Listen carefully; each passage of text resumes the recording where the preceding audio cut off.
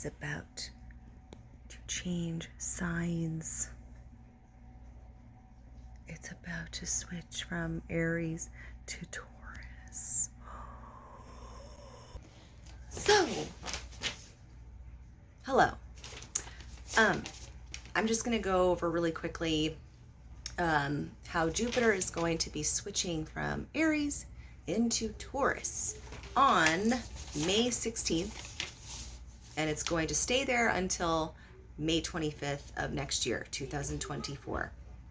So it's going to go from a fire sign, a cardinal, initiator type pioneer energy fire sign, into a fixed earth sign that is more grounded and practical. Grand and grounded. So it will bring more stability. The focus will shift from being fiery, risky, and impulsive to expanding more responsibility,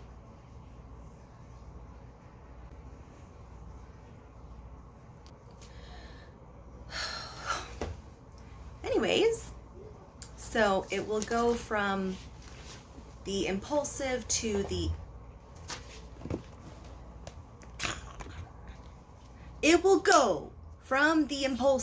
more stabilized sign of Taurus. I think I already said that, but I am mentioning again for some reason. I don't know why. Okay? And it's going to help with more of the stabilizing energies. You're going to focus on your finances, your material possessions, long-term goals, which is great because Aries, sure, he could have started it and was like, yeah, let's go. But then he falls off.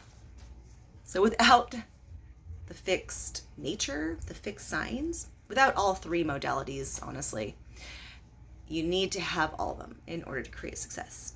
And now I'm trailing off into another subject, so just give me a moment.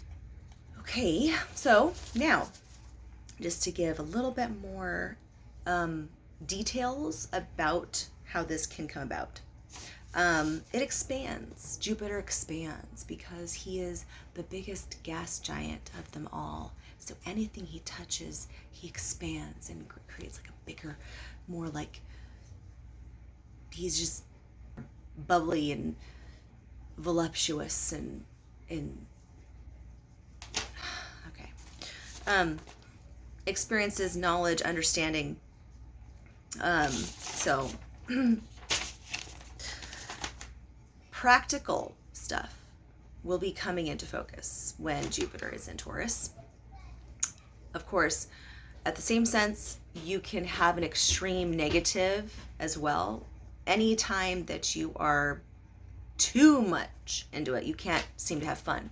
So the negative aspect, if you're overdoing it or if it's too strong for you, you can become a workaholic, you can be self-focused, you can not be more, you'll have like it'd be more difficult for you to open up, and have an open mind about things versus just your narrow-pointed viewpoint of things. Because like I said, fixed signs, stubborn, stuck in their ways.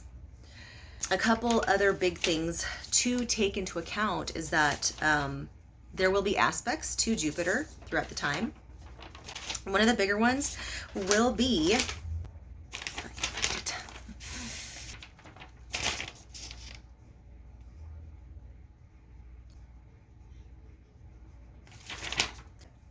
Jupiter square to Pluto. So that'll start on May 17th. And it's basically going to kind of give off this energy of, setting your sights high, but sometimes too high to where it's like overbearing. And sometimes people can try and push their personal view upon you because Pluto is such an intense sign. I mean, it's ruled by Scorpio, and Scorpio is very intense and very much like, it's like you can just cut the energy. It's so intense, and I don't know what I'm saying. So the next aspect is Jupiter's conjunction to the moon's north node. That'll be on June 1st. and it will help to influence growth orient, or it will help to influence growth and expansion in good ways. So with Jupiter's conjunction to the moon's north node on the 1st of June, it could bring some rewarding beneficial opportunities to you. You can connect with people that have the same viewpoints, same beliefs, same goals. So all those higher minded subjects. And then Jupiter will have a sextile to Saturn on June 19th, and that will bring opportunities for balancing out, for being disciplined and structure, because Saturn is, well, he's known as the Big Daddy, right? So he's Big Daddy Saturn, Lord of Karma. He's kind of known as the disciplinary, so that's why they call him Big Daddy, or at least that's why I call him Big Daddy. Well, Jupiter's also Big Daddy too, but he's like a happy, fun Big Daddy.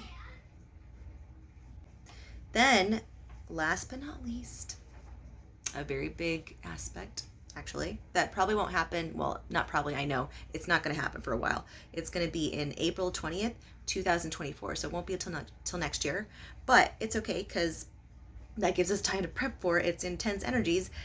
And the reason why I say that is because Jupiter will have a conjunction to Uranus. I call him Father Chaos. He's Big Daddy Chaos, okay? That could bring exciting, futuristic, original opportunities.